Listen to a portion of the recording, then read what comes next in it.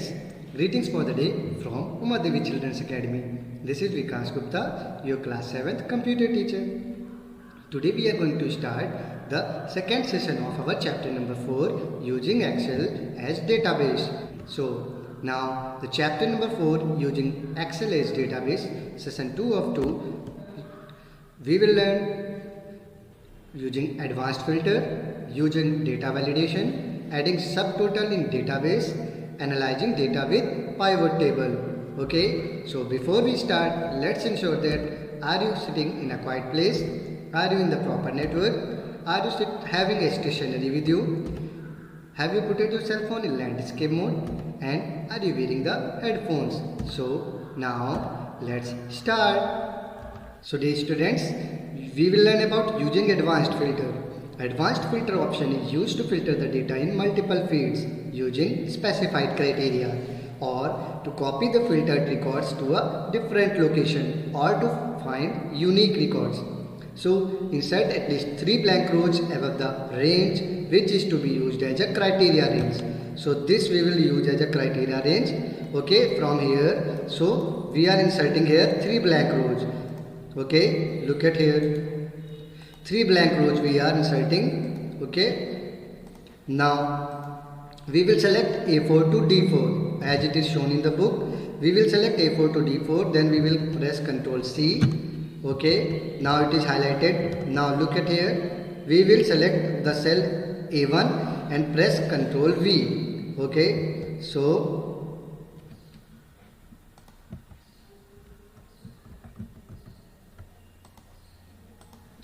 this we are inserting 3 blank rows here. Okay, we have inserted 3 blank rows. Now we will select A4 to D4. Okay, then we will do Ctrl C, and then in A1 we will press Ctrl V. Okay, now this one, these 3 steps we have done. In the third step we have to type 1000 under the field name salary.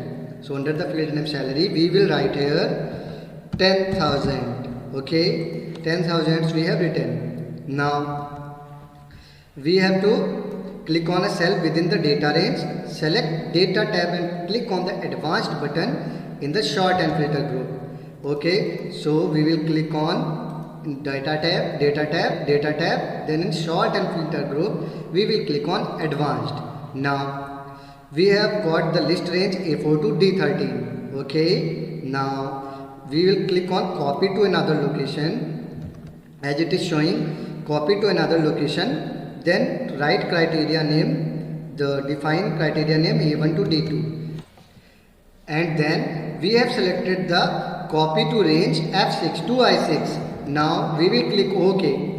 We have clicked OK. Okay, so look at here, the data will get filtered accordingly to the specified condition and will be copied in the place where you have defined in the copy to text box in the advanced filter dialog box.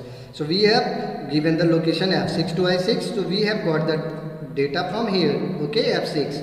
Now in Microsoft Excel you can also filter and sort the data by cell color. Okay, next it is using data validation. So data validation is used to restrict the cell in trees within a specified range.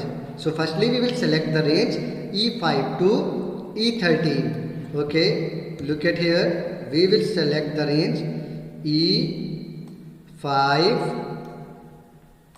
to E13. Okay, now we will select the range E5 to E13, then we will choose data tab, then in data validation, in the data tools group we will select data validation, we will click on data validation button. Okay, so we will click on data validation. Okay, look at here, now once in data validation dialog box we are having settings. Okay, tab.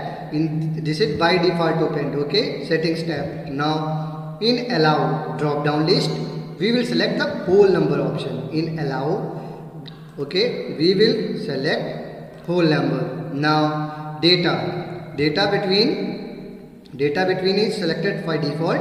In minimum we will write 0 and in maximum we will write 100. Now click on the input message tab. Okay, in title text box we will type validation. Okay, look at here in input message title box. Okay, we will type validation. Next we will in the input message box, in title we will write, in title text box we have written validation. In input message box we will type this one. So dear students, in input message we will type this one. Look at here, we are typing it now. So dear students, we have I have opened a new worksheet and entered the data shown in the figure 4.12. Look at here, in the new worksheet I have entered the data shown in figure 4.12. Okay, now select any cell within the range and choose data tab and subtotal option. So I have selected like this one. Now in data tab we will click on subtotal. So in data tab we will click on subtotal. Okay, so look at here, we will get subtotal option in outline tab. In outline tab group we will click on subtotal button. So dear students, in data tab under outline group we will click on subtotal. Now look at here, the subtotal dialog box appears. Now choose month from add each change in drop down list. At each change in drop down list we will select month. Okay, now in add subtotal to we will select sales. In add subtotal to we will select sales. Okay, next deselect the replace current subtotals. Deselect the replace current subtotals. Now we have deselected. Next is okay, you know why this option overrides the existing subtotals if already calculated. Okay, so the summary below data checkbox is marked by default. Summary below data option is marked by default. Now this option will place the total below the data of each month. Okay, after data of each month it will place the total. Now we will click OK. The subtotals will be displayed like this. Okay, look at here, we will click OK. After the each month, okay, it will show the total of each month. Look at here, we have got that. Look at here, this one and this one we have got grand total. We have got, look at here, we have got October total, November total and grand total. So it was very simple. Now one note is there. To remove all the subtotals in your worksheet, click in the cell within the range and select data tab, subtotal option. In the dialog box select the remove all button. So look at here, we will click anywhere in the data range, we will click on data tab. In the outline group we will click on subtotal.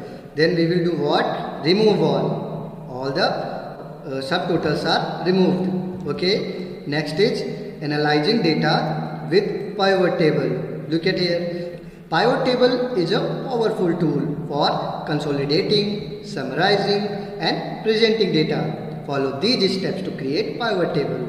Enter the given data in a new worksheet and select the entire data range. We have entered the data and we have selected the entire range. Now choose the insert tab, pivot table option in the tables group. To choose the insert tab, then select in the tables group, select pivot table. Now it is saying pivot table or pivot chart. So we will click the pivot table, create pivot table. Okay, now we got create pivot table. Okay, dialog box. Now we will in the table range text box, the range is displayed that you have selected for the pivot table. We have selected this range A1 to D10. This is selected here. Now it is showing that the new worksheet radio button is selected by default. New worksheet radio button is selected by default. So we will click OK. The create pivot chart table dialog box will be closed. It is closed. Now look at here what we have got. The pivot table layout is displayed on the new worksheet. We have got pivot table layout, okay, in the new worksheet. So look at here, the pivot table layout is displayed on the new worksheet. The pivot table field list task pane appears on the right side. Pivot table find, okay, the pivot table field list we are getting in the right side pane, okay. So now we will click and drag the name field from the choose fields to add to report.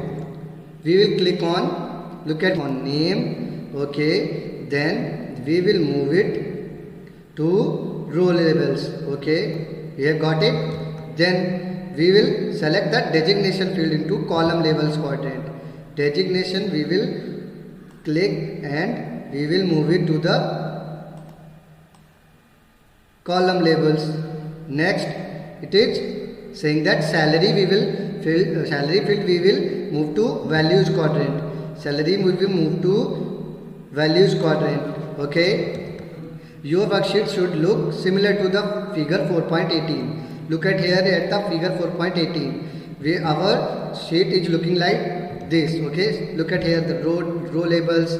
Then we are having executive, then manager, product manager, okay, senior product manager, storekeeper, grand total. So all the things are looking similar as shown in figure 4.18 pivot table layout, okay. So my dear students, we can rearrange the data in any way we like. So we can also change the place of buttons here. If we don't like their placement, we will click on undo button. So dear students, this is the recap of this chapter. So you have to read it very carefully. So pause the video and read it very carefully. So dear students, I hope you have read this recap very carefully. So dear students, this is the end of the chapter number 4. So your homework is complete question number A, B, C and D in book that you will get on the page number 44 and 45, and question answers, that is your question E, you will write in notebook. So one note I am telling you that you have 2 weeks to complete the work of this chapter, okay. So you will get all the solutions along with the video, okay. So I wish you all the best. Bye bye. Have a great day ahead.